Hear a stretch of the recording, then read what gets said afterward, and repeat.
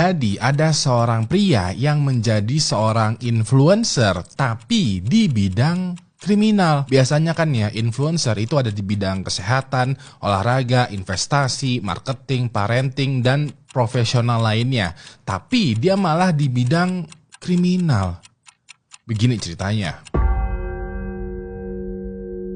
Pada tahun 1963, ada seorang pria berumur 34 tahun bernama Ronnie Biggs yang baru aja keluar dari sebuah penjara yang ada di kota London, negara Inggris. Ronnie merupakan seorang pria maskulin, tampan, dan mempunyai karisma yang memikat. Tapi itu semua menjadi nol besar karena hidupnya bermasalah banget. Sebelum dia di penjara, sehari-hari dia biasanya tuh mencuri mobil, membawa rumah orang, menjamret barang berharga, atau bahkan merampok toko untuk mendapatkan uangnya. Udah nggak kehitung nih berapa kali dia keluar masuk penjara karena catatan kriminalnya cukup panjang. Bisa dibilang singkat cerita, Ronnie ini orangnya madesulah. Sampai pada hari itu, pada saat dia baru aja bebas dari penjara, Ronnie pulang nih ke kontrakan dia yang kecil dan sempit. Waktu itu di rumah kontrakan ini, istri dan 3 orang anaknya udah menunggu nih. Ketika sampai rumah kontrakan, istrinya bilang, "Sayang, kayaknya kita ngontrak rumah yang agak lebih luas deh. Rumah ini udah terlalu sempit buat kita semua." Mendengar hal ini, Ronnie menjadi pusing dong karena dia baru aja keluar dari penjara, dia nggak punya kerjaan dan juga nggak punya duit. Ya udah deh, Ronnie bertamu ke salah satu bestinya yang juga seorang kriminal yang bernama Bruce Reynolds. Ronnie waktu itu bilang, "Bro, boleh pinjem duit nggak? Gue mau pindah rumah nih, nanti duitnya gue cicil pas sudah dapat kerjaan deh." Pas ini Bruce menjawab, "Wah, kalau duit gede gue gak punya bro, cuman gue ada nih rencana untuk merampok. Lo mau join gak?" Ronnie yang baru aja keluar dari penjara, yang baru aja mau memulai hidup benar dengan kesadaran penuh menjawab, "Kuy lah." Ya udah deh, waktu itu Bruce mengajak Ronnie ke sebuah rumah yang udah bobrok dan tertinggal gitu, yang ada di pinggir hutan untuk ketemuan sama timnya Bruce yang beranggotakan 15 orang. Pada saat briefing, Bruce memperkenalkan Ronnie ke timnya nih dan bilang kalau kita semua mau merampok kereta api Royal Mail. Diketahui ya, kereta api Royal Mail adalah sebuah kereta kargo yang dikhususkan untuk mengantar surat-surat penting, barang-barang berharga, dan juga uang dengan jumlah yang banyak. Bruce bilang kalau job perampokan ini bakalan jadi easy job karena di antara tim perampoknya dia udah merekrut orang dalam di kereta Royal Mail. Orang dalamnya ini udah memberikan jadwal keretanya, gerbong kereta mana nih yang berisi barang berharga, siapa penjaganya, dan berbagai macam informasinya. Bruce juga bilang kereta ini merupakan kereta jackpot yang kalau kita rampok, kita bakalan jadi kaya raya auto mendadak. Ya udah deh, dengan bersemangat, Bruce, Ronnie, dan juga timnya bersiap-siap tuh untuk merampok kereta Royal Mail. Nah, pada tanggal 8 Agustus tahun 1963, sekitaran jam 3 pagi, Bruce, Ronnie, dan tim perampoknya semuanya udah menggunakan penutup wajah, sarung tangan, dan juga dibekalin parang atau besi panjang gitu. Mereka juga udah standby di berbagai macam titik rel kereta api untuk menyerbu dan merampok kereta Royal Mail. Pas mereka tahu kereta api Royal Mail mau lewat nih, salah satu anggota tim perampok itu langsung mengganti lampu lalu lintas kereta api berubah menjadi merah. Otomatis masinis kereta api yang ngelihat lampu merah jadinya menghentikan kereta api. Dan di momen inilah Bruce, Ronnie beserta dengan sekelompok perampoknya langsung menyerbu kereta api Royal Mail. Mereka langsung melumpuhkan penjaga kereta, menyekap masinis, kru, dan juga seluruh penumpangnya. Setelah mereka tidak berkutik, Bruce, Ronnie, dan kelompoknya ini semua itu langsung merangsak habis seluruh barang berharga dan juga uang yang ada di dalam kereta api. Barang berharganya ini mereka bawa tuh menuju ke rumah kosong yang tadi tuh yang dijadikan tempat briefing atau markas sementara. Diketahui ya, pada pagi buta itu Bruce, Ronnie, dan kawan-kawannya berhasil merampas barang berharga yang jumlahnya itu mencapai 2,6 juta euro, yang kalau disesuaikan dengan inflasi sekarang itu jumlahnya mencapai 35 juta dolar atau sekitaran 560 miliar rupiah.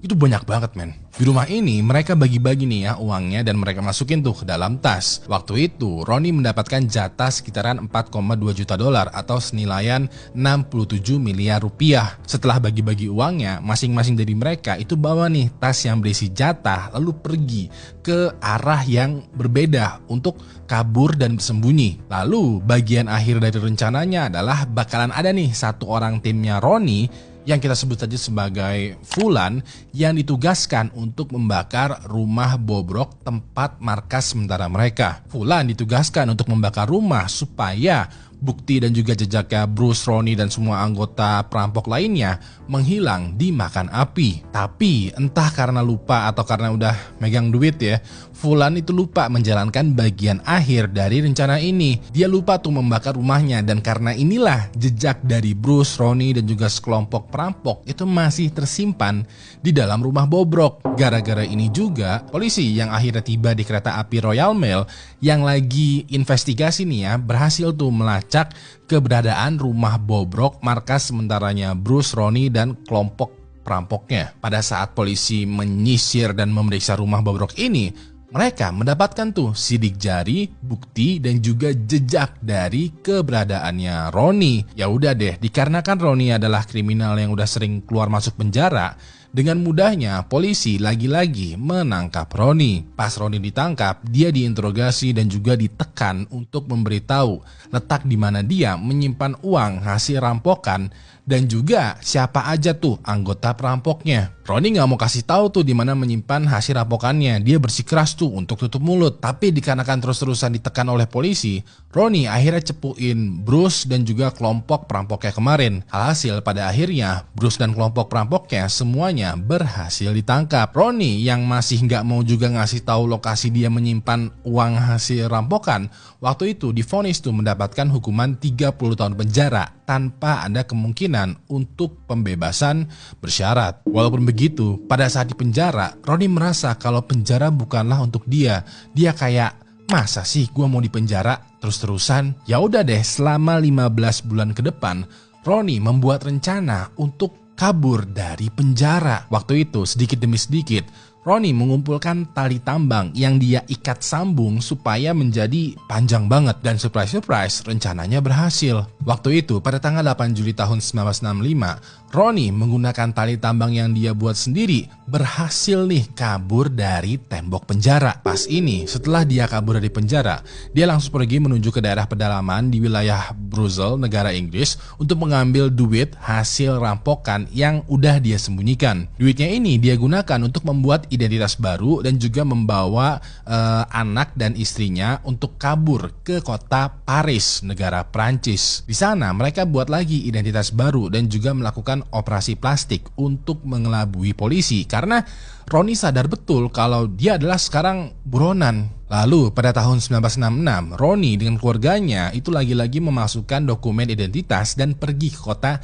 Sydney, negara Australia untuk kabur dan menetap di sana. Walaupun begitu, Ronnie belum bisa hidup santuy dan damai karena dia mendapatkan informasi kalau Interpol atau polisi yang internasional nih ya, ternyata lagi OTW menuju Sydney untuk menangkap Ronnie. Ya udah deh, pada bulan Mei tahun 1967, Ronnie sendirian pindah ke kota Melbourne, sedangkan anak dan istrinya pindah ke Doncaster East. Sengaja Ronnie memisahkan dirinya dengan keluarganya supaya anak istrinya itu aman, sedangkan Ronnie bisa bebas kabur. Walaupun begitu, pada saat lagi bersembunyi, Ronnie mendengar lagi info kalau Interpol sekarang lagi OTW menuju Melbourne. Ya udah deh, untuk yang sekian kalinya, Ronnie memasukkan dokumen dan juga identitasnya untuk kabur lagi.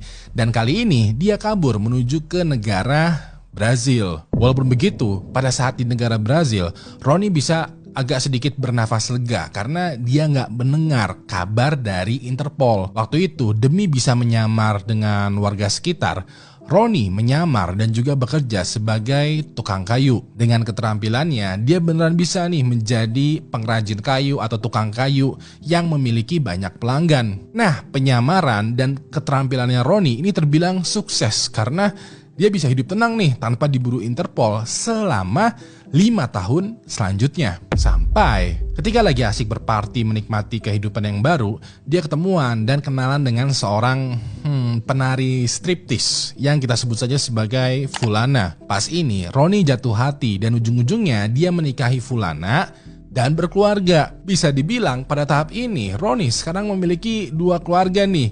Dia punya anak dan istri di Australia dan juga punya istri baru di Brazil. Yang lebih enjoy lagi adalah istri barunya Ronnie ini ternyata hamil juga. Walaupun begitu, pada saat Fulana lagi hamil, Interpol mulai mencium keberadaannya Ronnie di Brazil. Pas ini dikarenakan Interpol beneran tuh merancang rencana yang canggih, Ronnie pada akhirnya tertangkap. Tapi pada saat Ronnie ingin diekstradisi atau dipindah tahanan ke Inggris, Interpol mengalami kesulitan karena Brazil tidak memiliki perjanjian ekstradisi dengan Inggris. Lebih beruntungnya lagi adalah di Brazil itu ada semacam hukum yang bilang kalau kamu adalah calon ayah dari wanita berkebangsaan Brazil, kamu tidak bisa diekstradisi. Bisa dibilang walaupun Interpol udah berhasil menangkap Ronnie, dia nggak bisa dihukum atau dikeluarkan atau bahkan dideportasi ke luar negeri. Jadinya mau nggak mau Interpol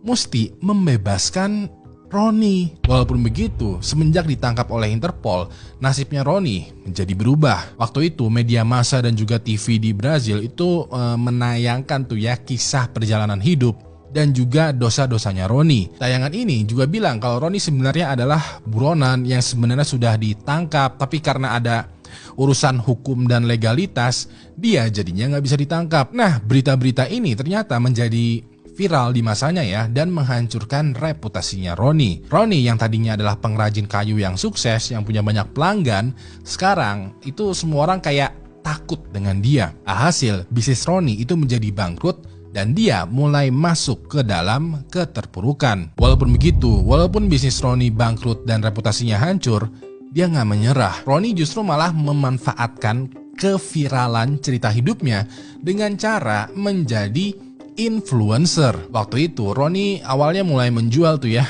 merchandise tentang dirinya, mulai dari gelas, kaos, payung, dan berbagai macam barang lainnya. Selain itu juga dia kayak membuat semacam event meet and greet gitu, yang mana tiap orang yang ingin ketemu, ngobrol atau bahkan selfie dengan dia bakalan tarikin duitnya. Bahkan ya saking pinternya dia memanfaatkan keterkenalannya, ada sebuah brand kopi yang mengendorse dan menyewa dia sebagai bintang iklan. Gua nggak nemu nih video di mana Ronnie lagi membintangin iklan kopi, tapi dari info yang gua dapatkan, iklannya kurang lebih begini nih. Kalau kamu lelah berlari, nikmatilah secangkir kopi ini. Bahkan lebih gilanya lagi adalah karena Ronnie semakin hari semakin terkenal, setiap ada artis Hollywood yang lagi berkunjung ke Brazil, mereka bakalan menyempatkan waktu untuk bertemu dengan Ronnie. Diketahui ya kalau Rod Stewart, Sting, Sex Pistols, mereka semua tuh ngajakin makan siang dan juga berkolaborasi. Bisa dibilang ya, walaupun Ronnie adalah seorang buronan, selama 20 tahun selanjutnya, dia hidup enak dan terkenal layaknya seorang influencer ataupun artis. Sampai pada tahun 2001, Ronnie mengambil sebuah keputusan besar. Waktu itu dia memutuskan untuk balik lagi ke Inggris, ke negara di mana dia bermasalah. Walaupun begitu, alasan dia balik lagi ke Inggris ternyata bukan untuk menyelesaikan masalahnya, melainkan untuk mendapatkan perawatan kesehatan. Pas ini, Ronnie sadar betul kalau dia balik ke Inggris, pasti akan ada pengadilan yang mulai memproses hukuman untuk dia. Tapi namanya juga Ronnie udah lanjut usia dan juga membutuhkan penanganan medis yang memadai. Ya udah deh, dia nekat balik lagi ke Inggris. Pas itu, pada saat Ronnie turun dari pesawat pribadinya, Ronnie langsung ditangkap dan juga diadili. Ada banyak banget nih pelanggaran yang Ronnie lakukan yang juga dikasusin, mulai dari perampokan, penganiayaan, kabur dari penjara, kabur dari tangkapan, dan lain sebagainya. Sampai akhirnya setelah persidangan yang panjang, pengadilan memutuskan untuk memenjarakan Ronnie. Walaupun begitu, setelah 8 tahun di penjara sambil juga menerima perawatan kesehatan, Ronnie dibebaskan karena pertimbangan usia dan juga penyakit yang tidak kunjung sembuh. Ronnie waktu itu dikembalikan ke keluarganya yang ada di Brazil, hidup bersama anaknya dari hasil pernikahannya dengan Fulana ya, dan pada akhirnya meninggal dunia pada tahun 2013. Daripada nge-endorse seorang kriminal, mendingan brand kopi endorse gua aja nih. Kan bisa nih ya tiap syuting tuh sambil ngopi terus pasanglah logo kopinya di sini atau diskusi lah. Bisa kali.